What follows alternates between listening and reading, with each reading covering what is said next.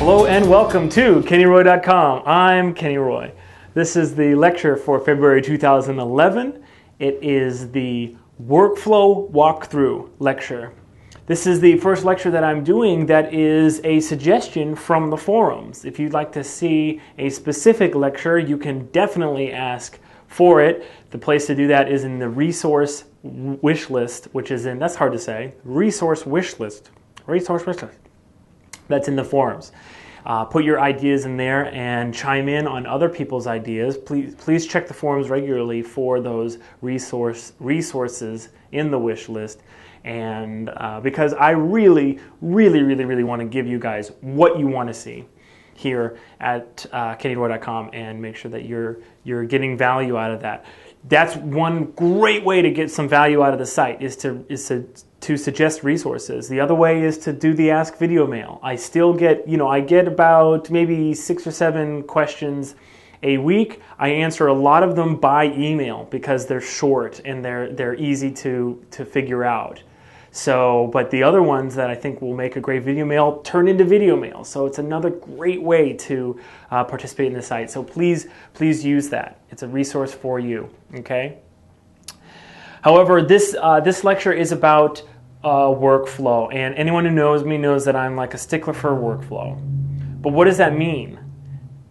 I got the impression from the question or from the request that was in the forums to see me work that even the concept of workflow needs to be reiterated. I understand that the workflow lecture that is in the store right now, which is archived in the store, is not hasn't been seen by everybody because it was already archived when the site started. So if you haven't seen that one, it would be a good thing to pick up right about now, because watching someone work is basically kind of a slow way for you to see their workflow. What I'm getting at is I know exactly what my workflow is. There's no doubt in my mind. In fact, when I saw this resource requested, I said, okay, that's great. Why don't I just write down my workflow? That's the first thing that I want you to do right now. Pause this video, okay? Write down your workflow. For we're going to be doing a pantomime shot. This is going to be a 2-part video. I'm going to finish I'm going to finish the shot in another video. But I want you to write down your workflow right now, because that's the first step. And knowing what your workflow is the only way you're going to be able to change it and adjust it and fix it and whatever. And what I found is, especially teaching at Animation Mentor, was that people get great animation out of having no workflow or not knowing exactly what their workflow is, but with an extreme amount of effort. Imagine if you have a step-by-step roadmap for how you tackle shots. Okay, I'm going to tell you immediately what mine is. All right, but the first place that you need to start is to write yours down. If you really want to dedicate yourself to workflow and improve your work right now, then that's what you have to do. Okay, so I'm going to sit down at the computer and I'm going to, first I'm going to show you my workflow. I'm going to tell you to what point we're going to get today, and then I'm going to do it. And I'm going to do it really fast, because I think it would be better for you to see me implement my workflow choices, albeit fast, than to do the too many of the cooking show tricks, where it's like, you baste the turkey and it's like, oh, and then an hour later and you get the one that's already been cooking. Okay, so that's what I'm going to do here. Okay, so let's go over to the computer and I'm going to show you first my workflow and step by step, and then we're going to get to a certain point on the shot. Okay, cool. So let's check it out. Okay, here we go. So workflow is all about knowing the order that you do things and how you can judge your progress of a shot. I used to tell my students at AM that when you're sitting down at a shot, you should look more, especially while you're learning, more at where you are in your workflow for where to begin on your shot than like what the shot looks like. I know that sounds weird, but if you constantly sit down and say to yourself, oh man, that leg looks stupid, and like, oh man, I need to totally redo the spine here, and all that stuff, you're going to inundate yourself with fixes that are basically a result of a workflow that needs correcting, and you're not going to be correcting that workflow. So you really are just going to get yourself into a cycle that you eventually will work your way out of. But it just takes so much longer, so why do it that way? I have a checklist here. I'll give you the checklist as a PDF. Some of this might not make sense to you because you haven't seen the workflow lecture where I describe these terms, but I'm just going to go through the workflow right now and just talk about the different phases. Now, it's not enough to just know the different phases that you go through, because we all have them and we all know them. So I like to just basically check off here when I'm going through the workflow, so that I know that I can move on. One of the most common problems, of course, is polishing too early, inundating yourself with keys and loading up your scene and making it uneditable. So let's just see what it holds here. First is planning. I wrote down all of the planning tools that I know of in here so that I could basically have like a menu. What am I going to do for this shot? All right, and so I'm going to do thumbnails and a little bit of acting out when I'm using a flour sack rig. I should have said that. I'm going to use a flour sack rig as my pantomime character. Flour sack tests are extremely good for learning weight and balance and timing, all these great things, because you're not focusing on things like limbs and extremities, and you can use all of the fundamentals that you're learning at any point with a flour sack rig. It's great. So I'm going to use thumbnails and acting out. When you have a character, like I like to use my hands and get get vocal with it and use my hands and really feel how the things are working. So acting out with hands is kind of another way of acting out with a pantomime character. I've actually worked for some people who direct almost entirely with sound effects.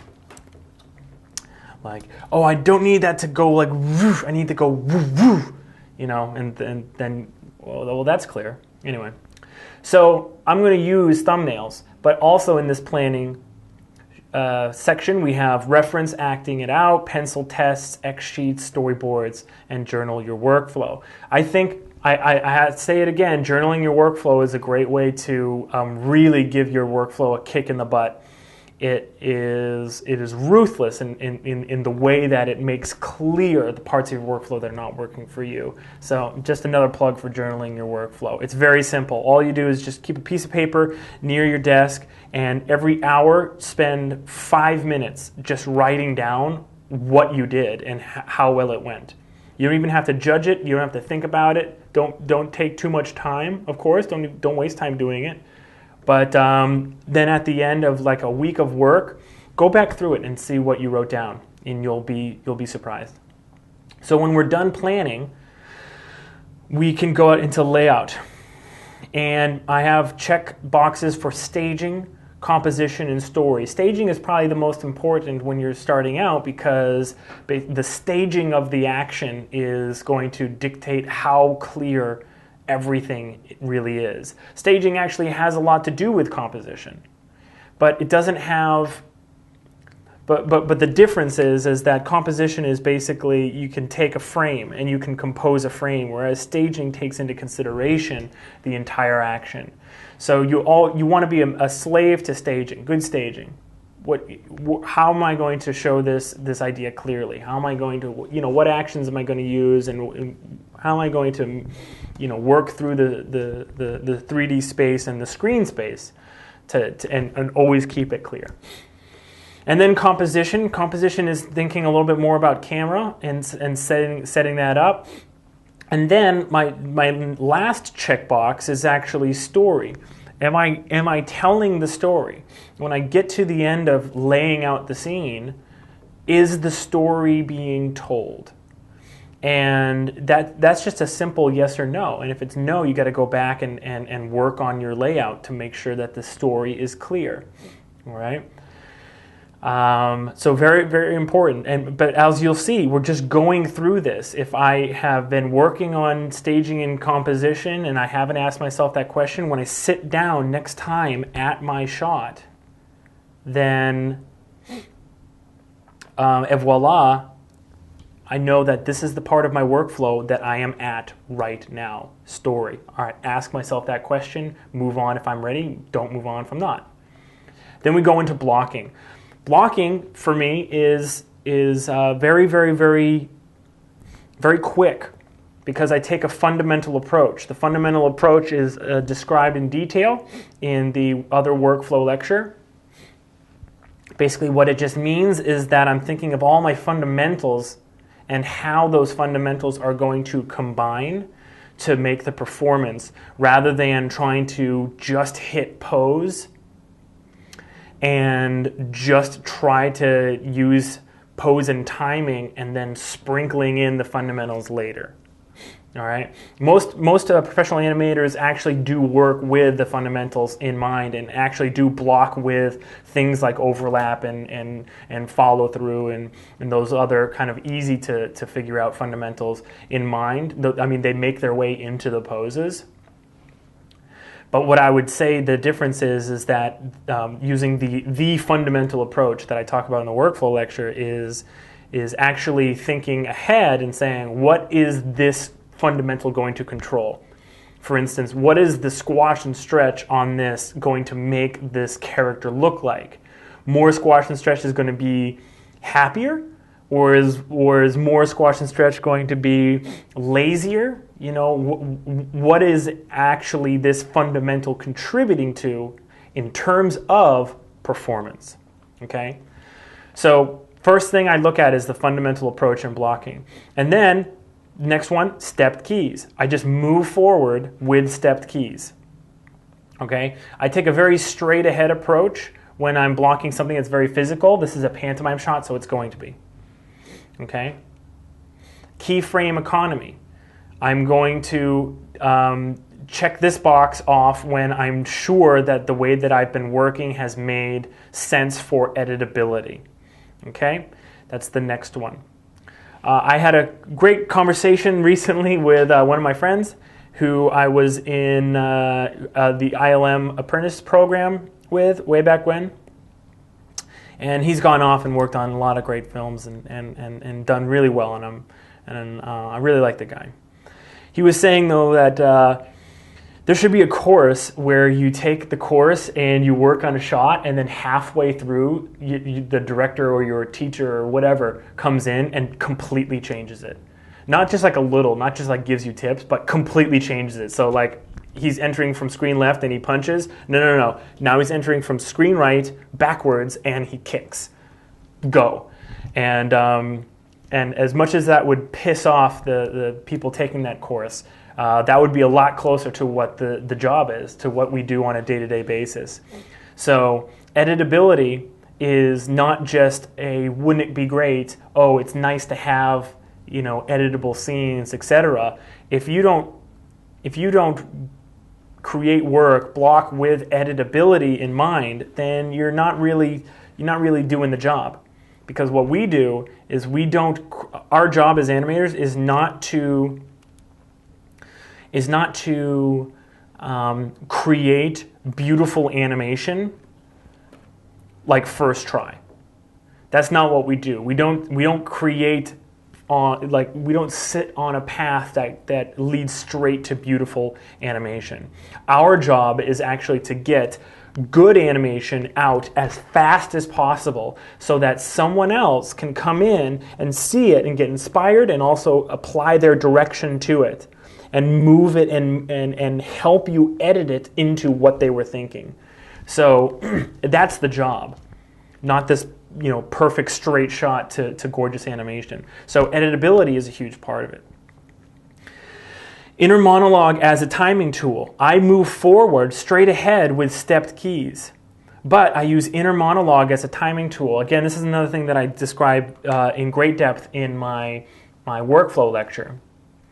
But basically, just like the skinny on this is that basically in 2D animation, you know, the 9 old men, they'd have stopwatches, and they would like imagine the movement, or they would do it with their hands, or they would just like, you know, just like feel it out and time this thing over and over and over. And then when they were sure that that was how long it was going to be, they would just like pencil in that time, you know, on the corner of their page or whatever.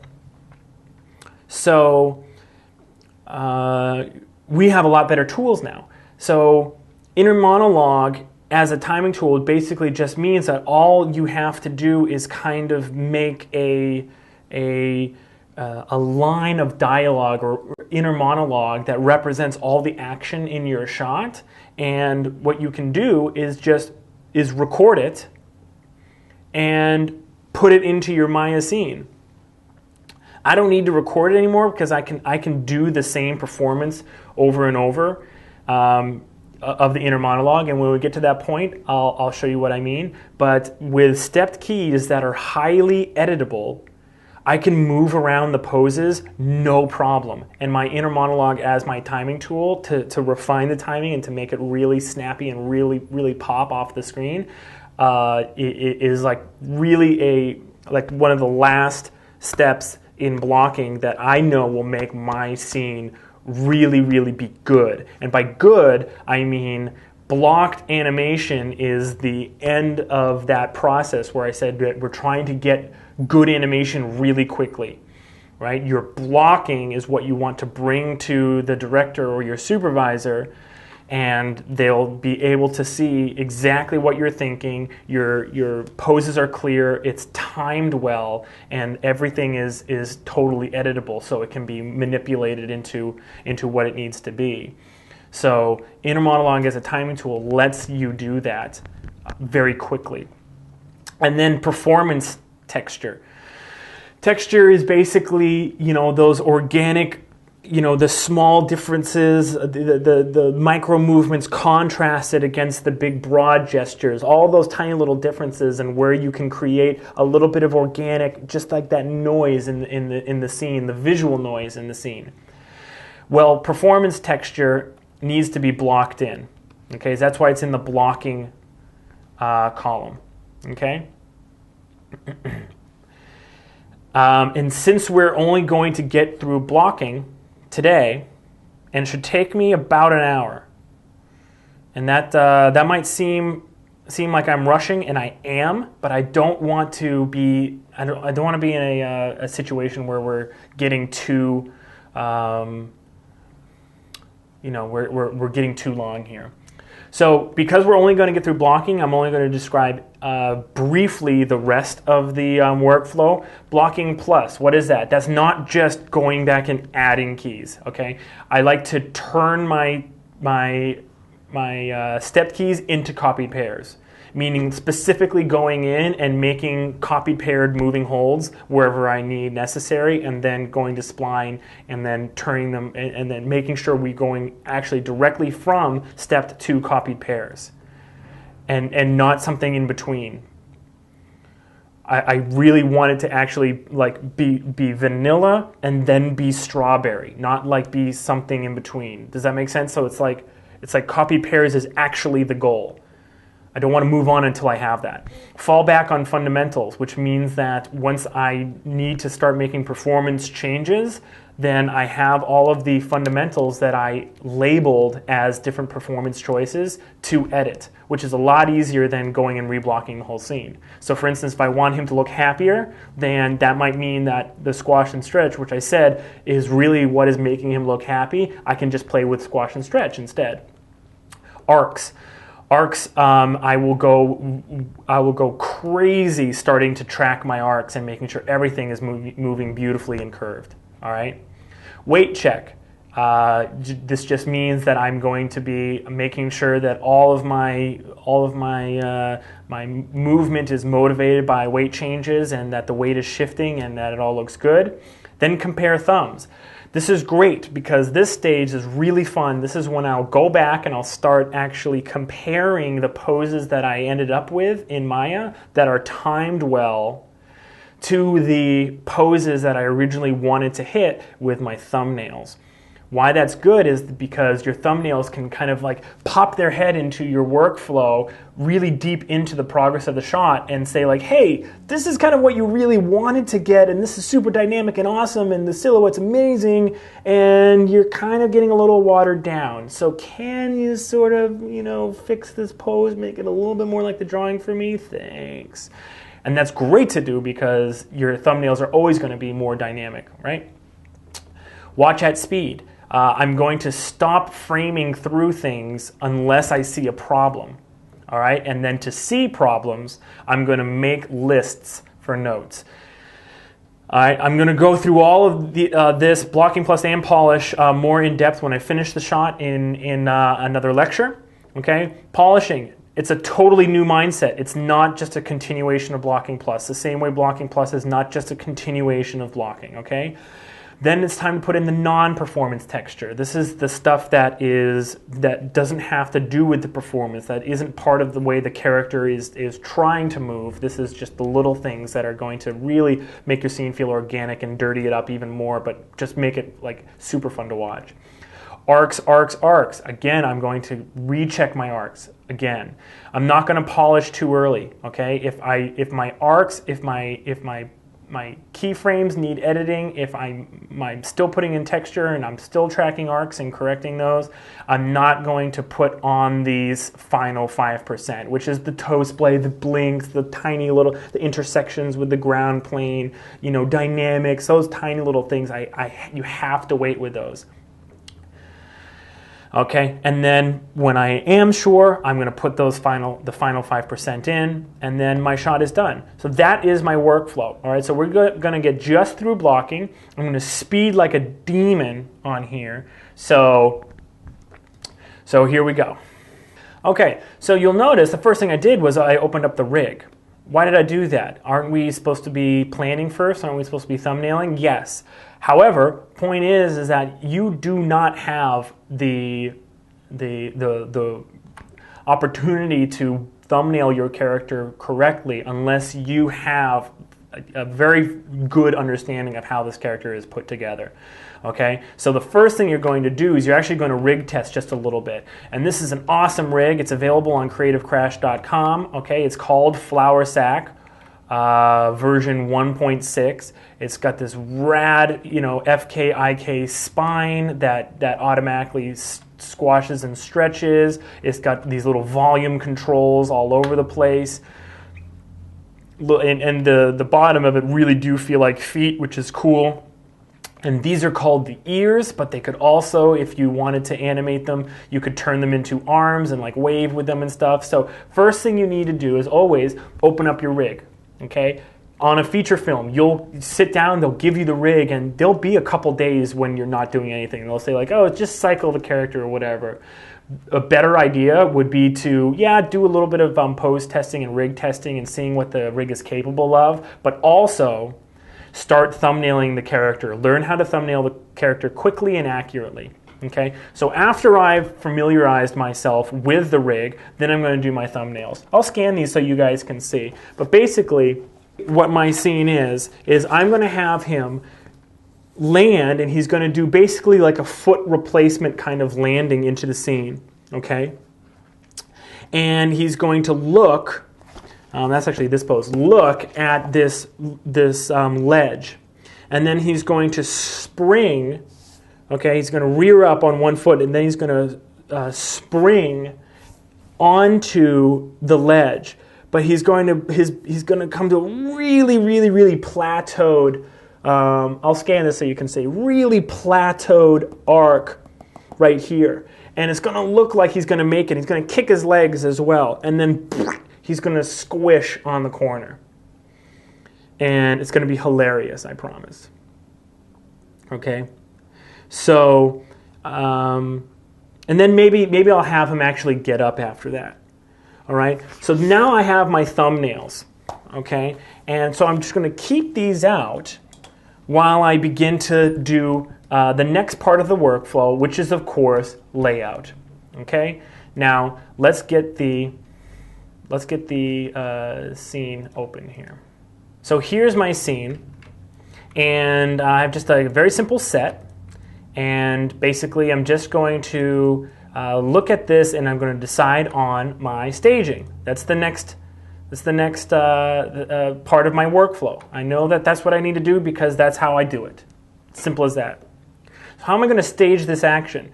Well, I want to make sure that I'm going to get, a lot of face time basically with the character.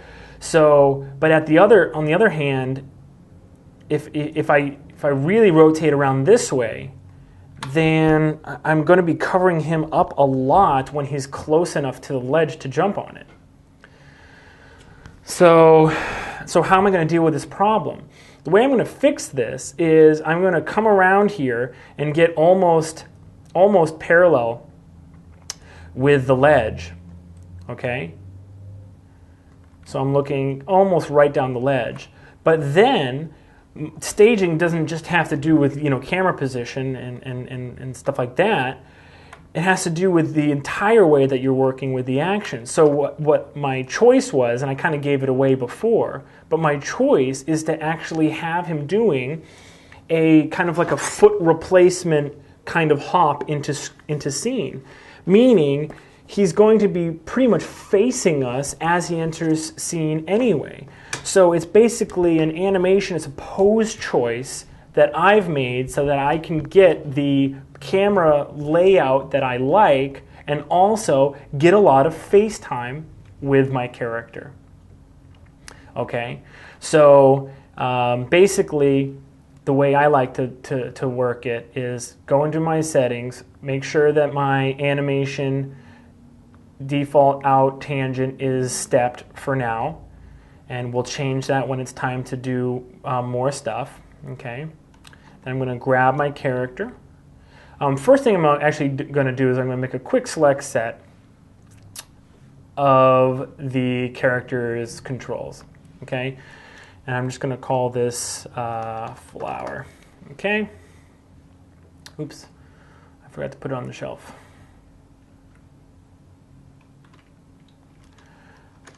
All right, well, let's call this one sack instead. Okay. All right. So I'm going to grab just the IK controls. I'm going to pretty much just set a start pose that kind of indicates what I'm thinking of, how I'm thinking of this. Also, I'm going to quickly create a camera. Go into the outline, constrain this point, constrain with orient, do not maintain offset, delete these, and then my camera, now bam, I'm looking through camera, now I have a camera view that I can always go back to. Okay. So in my perspective, I'm just going to kind of set up this first pose. And let's turn this to camera as well. And let's make this panel layout 3-pane split top and this bottom one graph editor. I normally have this saved as a layout on my computers that I work with. Okay, so let's just set up this first pose. Okay.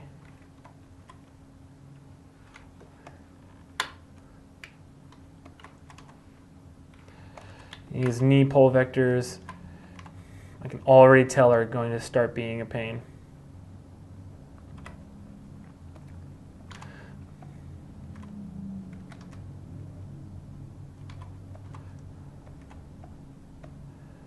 But that's just how, that's the job, guys. It's the job.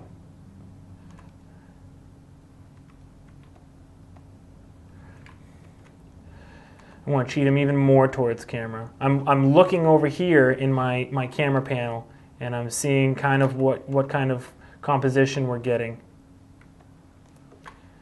And I'm not quite loving it yet, but I do want to make sure that, I make it work out. So let's, I'm actually turning on the stretch on these feet. I want them to stretch by default, actually.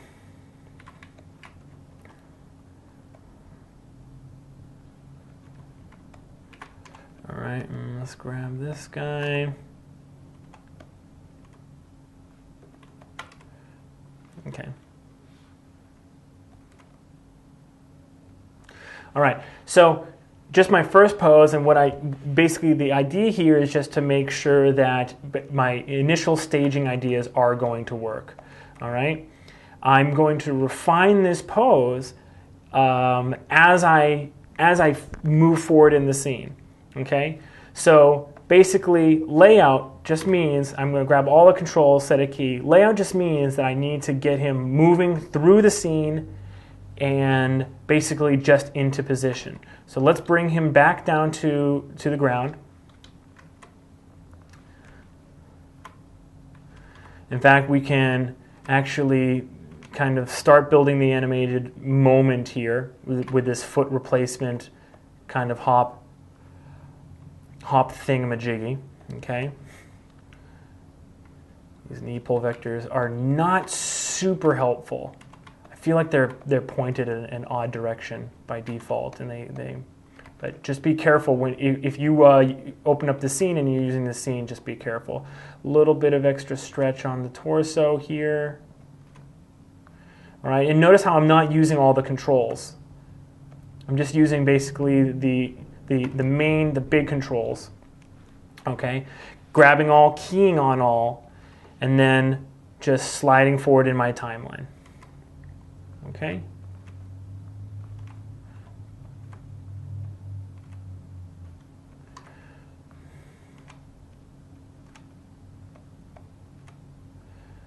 This one finally hits. Let's get a little bit of overlap in the spine. Remember to build, I talked already about blocking with the fundamentals. Super important. So another trick I just did was zero all the controllers. Sometimes you can get to a point where you're counter animating and you don't even know it. And so to avoid that, sometimes you just zero them all. And okay, I'm building a pose from basically default. All right, so here's the first 3 poses, all right, and it's stepped, so it's going to pop into place. All right, ba-boom, ba-boom. All right, next pose after this, I'm just going 3 frames ahead, is for him to, wrong controller, for him to lift this one up. Let's have just a little bit more overlap. This is just finishing out the overlap right now. But this weight can be pretty low if we want it. Key that. Have him start to fly, really fly up off the ground. Pushing off with this one. Beginning to lift this one. Foot roll. Does that do it? Nope. Toe pivot. Yep, there we go. And this overlap is sorting itself out.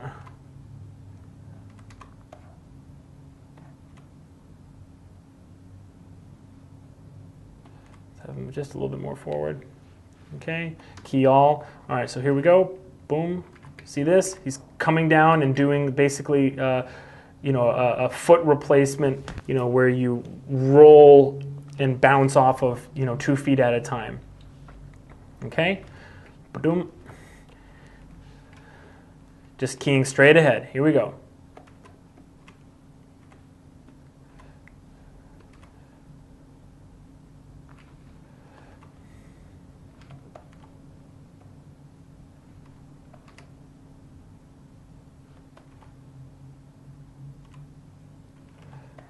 Don't want to go too far with this yet. I want to save some poses. I remember I was working on Kong, and I walked into the director's office, and I showed him this pose, and he was like, "Hey, that's really great, but I'm saving that." And it blew my mind, because you don't really think that you do your best work as an animator, and then someone tells you that, like, actually, you know what, I'm saving that pose. It's like, wow, pose really does have an impact on the audience, and I totally forgot I'm working on a film, and other animators are going to, basically come up with the exact same pose.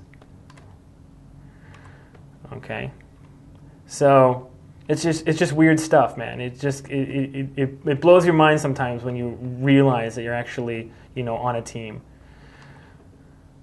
Where is this? Forgot to zero the toe pivot right there. That's going to be something that is probably going to cause me trouble later. All right, and then he's totally landed. We can have him follow through just a little bit. Again, I just probably want to zero all these just so that I know I'm building a pose from scratch. That's going to be nice. And then let's give him just 4 frames to kind of settle here. Okay. Okay. So now you've seen me basically block straight ahead. Boom. See that? Just boom, lands. Boom, lands. All right. So I'm going to do that to the rest of the scene and check back with you in 1 sec. Okay, so now I've gone through the whole scene, and I've just worked straight ahead and made all of the animation basically editable, made it straightforward for me to understand. It hits all the poses that I want to hit, and most importantly, it is in a state that I can compare it to my checklist. Okay, so this is what I've done.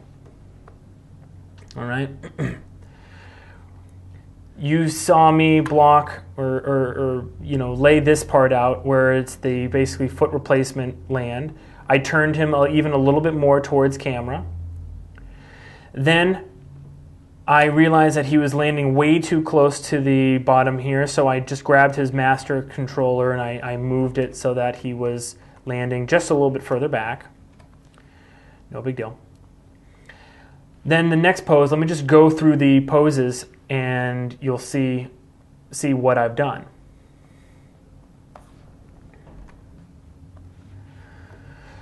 So we have a little bit of a moving hold here. What you'll notice is that right here is a step key, but also right before the next stepped key is the same stepped key. Where is it? All right, here it is.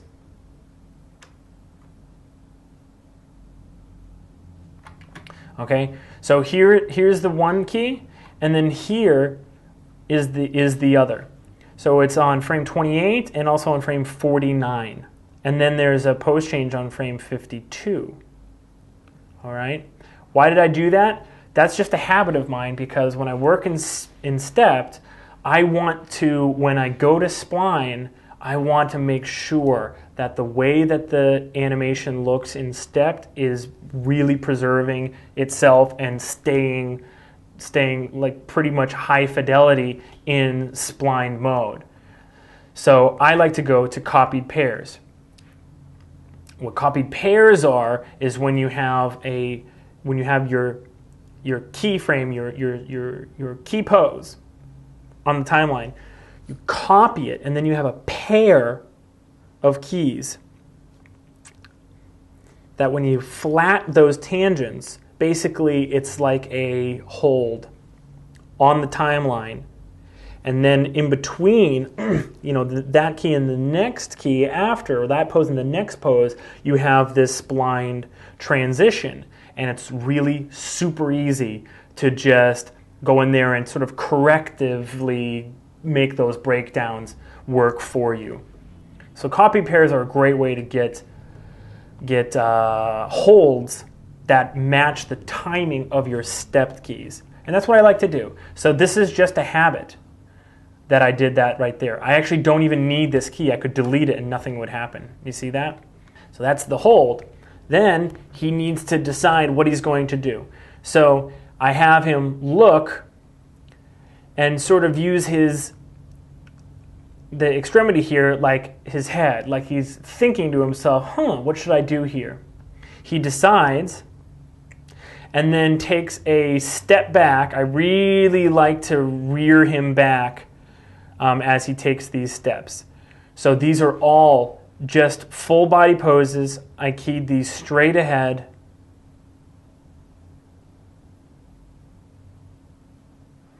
And that's the step backwards. And here it is at speed.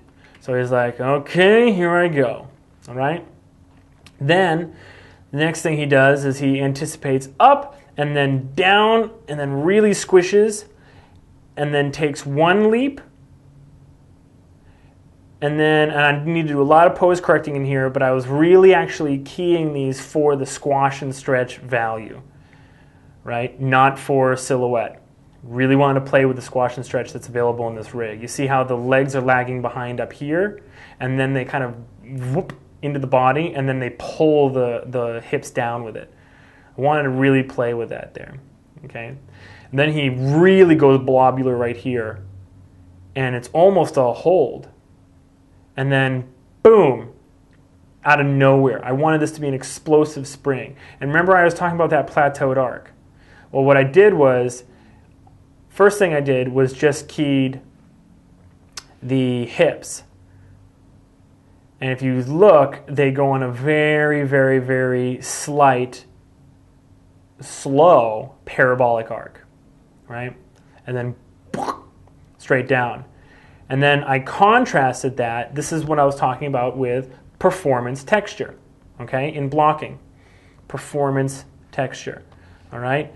I contrasted that slow, even movement with the legs, and the legs are windmilling. Now they start off by going to very extreme poses, and then they transition into just kind of twinkling behind the body.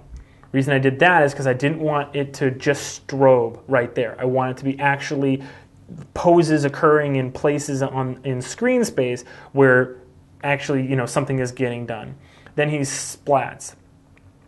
Now I know I said I was going to stop the shot there, but I had this idea after I saw this, which was how funny would it be if he uses his legs to kind of undulate and kick himself up. So I had him slipping off, but then I had him kick his legs back, which causes a little bit of wave momentum through his body, and then he kicks himself up. All right? So let's watch the whole thing at speed right now.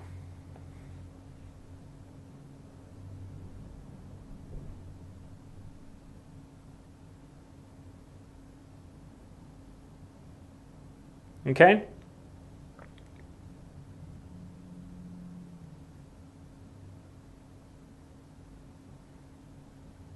All right. Now, I want to talk just a little bit about Inner Monologue as a timing tool. Remember, you can basically time your entire animation by using Inner Monologue. And so let me kind of perform for you the Inner Monologue of this shot. Basically, all you need is a sound effect or something that kind of like indicates or feels like the movement that you're trying to get. So here's mine. Bring, bring. Well, all right.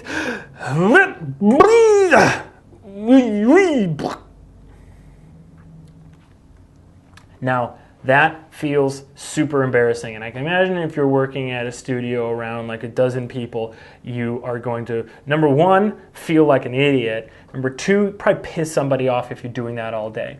That's why it's a good idea. I have one, where is it? It's not here right now. Just a little voice recorder. Go outside, get some fresh air, and record yourself the little inner monologue, right? Use your hand.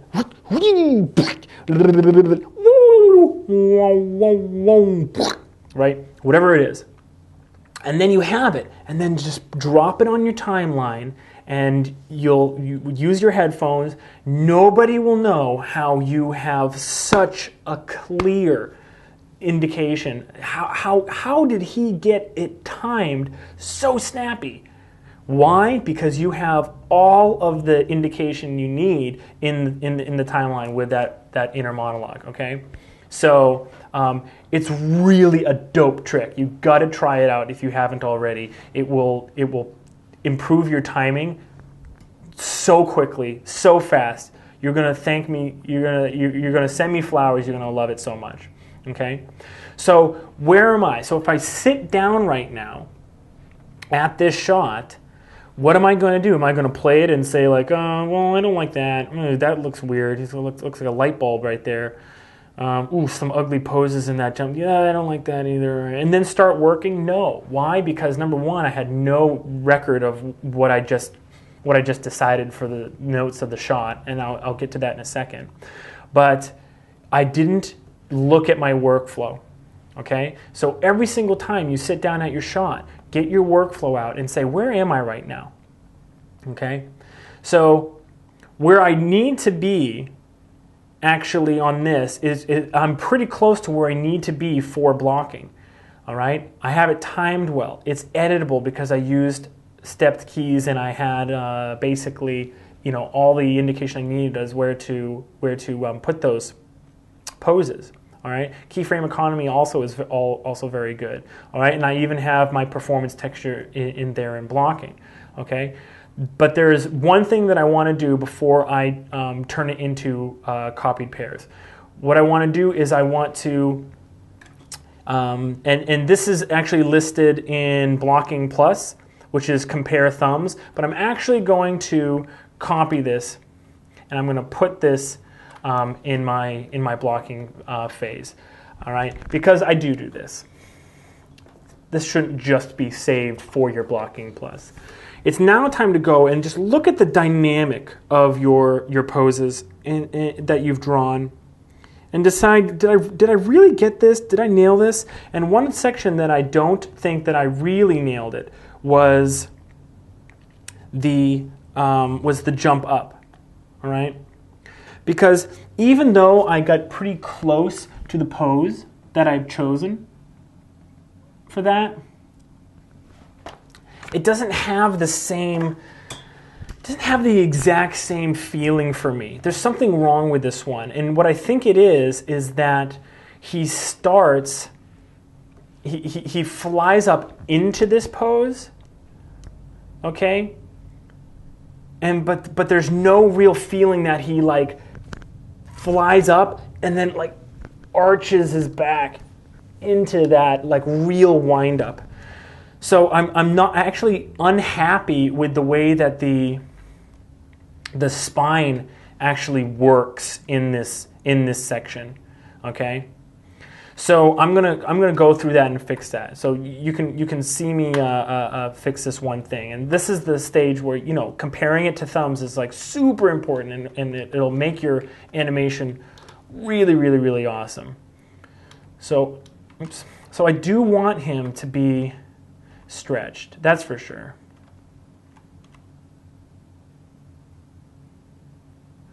All right, I'm sure about that.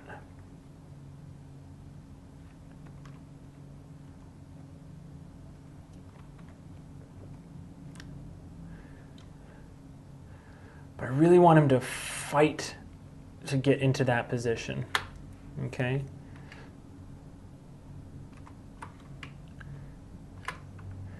And I think the feet need to calm down just a little bit. I'm going to delete this key.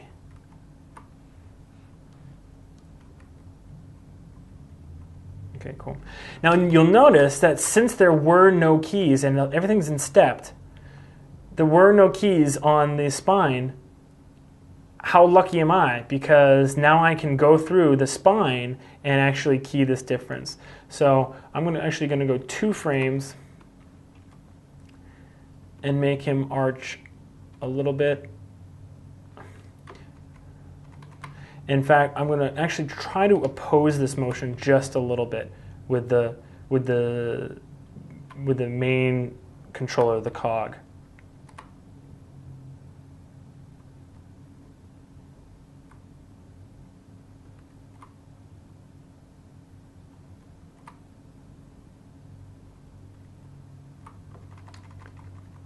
Okay.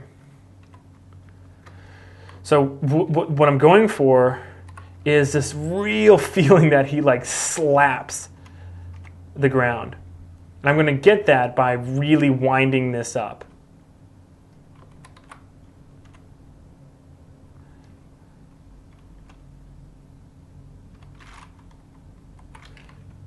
And this is the one just before this slap. So what I want to do is make sure that this is my most dramatic one. So it's better to go too far than not far enough. So I'm really going to crank this one over.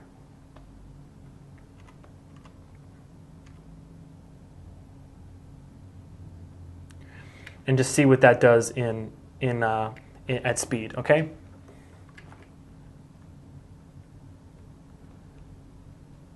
Let's watch it again.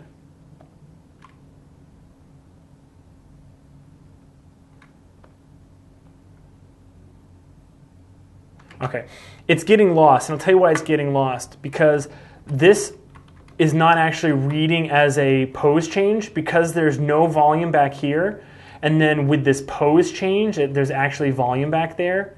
It actually looks like a volume change. If you squint your eyes and look at it, it actually looks like this is bulging rather than the spine is bending backwards. Okay, so that's fine. We just need to figure out a different way to get that impression back there. So let's see if there's any way we can create that. And it looks like no matter what I do, I kind of am getting a bulge back there. So what I'm going to do instead is kind of cheat a little bit to camera. Let's see what that looks like. There we go. All right, let's try that. Yeah, much better. Much better.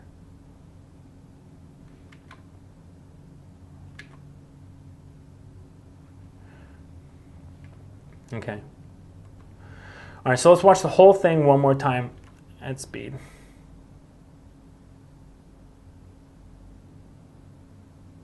Okay. So there we go. I know that I've gone through my workflow. I know that in my blocking, I used a fundamental approach. I was looking at the squash and stretch, especially on that approach to make it super like cartoony and fun. And I know that when if it comes back with the note, it looks a little unrealistic. Keep it a little bit more realistic, or I can just dial down that amount of squash and stretch I used. Okay, so I have basically in my head, I know exactly which fundamentals are really controlling what aspect of the performance. And I'm going to keep that in mind. I blocked straight ahead with stepped keys. Okay, I have good keyframe economy, good editability. I compared my thumbs and I got a little bit better of a closer pose to what I was planning for the scene. I used Inner Monologue as a timing tool. Okay, I know that I just feel it and I know it. I have some performance. I blocked the performance texture in there. I'm not going to wait to sprinkle that in because it's performance based. It's the little flitter of the feet, right? You don't want to leave that for too long because, as you can imagine, if you start loading the scene up without that, the little flitters of the feet back there, they're just going to get lost, and you're going to put them on top of poses that don't really look like they were created to accept that texture. Okay, so definitely during blocking, while the rest of the keyframing can be done with totally, keyframe economy in mind, and keyframe economy being the most important thing in mind, performance-based texture, you do want to, it's okay to key on ones, for stuff like that, is basically what I'm getting at, okay? And then when we, let's go back when we were beginning the shot, I made some staging choices where I wanted to have a lot of face time with my character. So in order to get that, I basically put the camera where we could see the ledge, but I also have him doing basically a cheated foot replacement a little hop here, which cheats him totally outwards. I mean, he's more than 3/4 to camera the entire shot. Okay, except right there, but that's okay. And then composition, we were making composition choices when we were working with our staging, and I think this tells the story. I think that the idea of having him approach the ledge and us being, you know, on this side is a good layout choice because it tells the whole story. And so I'm pretty happy with where we are and where we started. Let's go back even further. You know, when I was planning out, I decided, oh, I'm going to do some thumbnails, and I'm going to basically use my hands to kind of act it out, and that's what I was using to come up with my inner monologue choice for the shot. Okay, so here we are. All right, I'm going to leave this shot in this format to polish. I'm going to bring this up to all the way through polish in a future lecture. It might not be next month, but it'll probably be within the next 2 months, 3 months max. I really want to finish this up. But what I'm going to do is I'm going to give you this scene file. Why? Because I want you to see what a scene that is blocked for the job. Basically, this scene is in a state that if I was working at a studio, I would be able to show this and say, this is the idea for the shot, where are we going with it? And a big retiming of the whole thing would take me 10 seconds to do. Grab all those frames, you know, spread them apart, insert an entire new antic in the middle, or taking something out. Again, would take absolutely no time at all. So editability is the key here. But I want you guys to see a scene that is basically ready to go, ready to move into Blocking Plus if the direction is approved, or ready to be edited if the direction is not. So you're going to get this scene. You need to download Flower Sack 1.6 from creativecrash.com, okay? And when you open the scene, it'll ask you for the reference, for the file reference. I use the .ma reference so that if you don't have Maya 2011, you can just check ignore version on your file open, and it should work. I find that works better with ASCII files than it does binary, but anyway. So there you have it. The first half of the workflow walkthrough. Take your workflow now. Hopefully you all did what I asked, and when I said, you know, pause the video right now and write down your workflow, you did that. Compare that to the one that I'm going to give you. There will be a PDF downloadable for this workflow lecture, okay? And that PDF is a printable workflow checklist that you can use. First thing we're going to do next is we're actually going to, in the next lecture, we're going to go through the animation, we're going to spline it out, we're going to make sure that we're in copied pairs, and then we're going to make lists, and I'm going to show you how to note-proof your work with lists, all right? And it's going to be a blast, all right? So I really hope you enjoyed watching it. Let's watch it one more time, because it's a funny scene.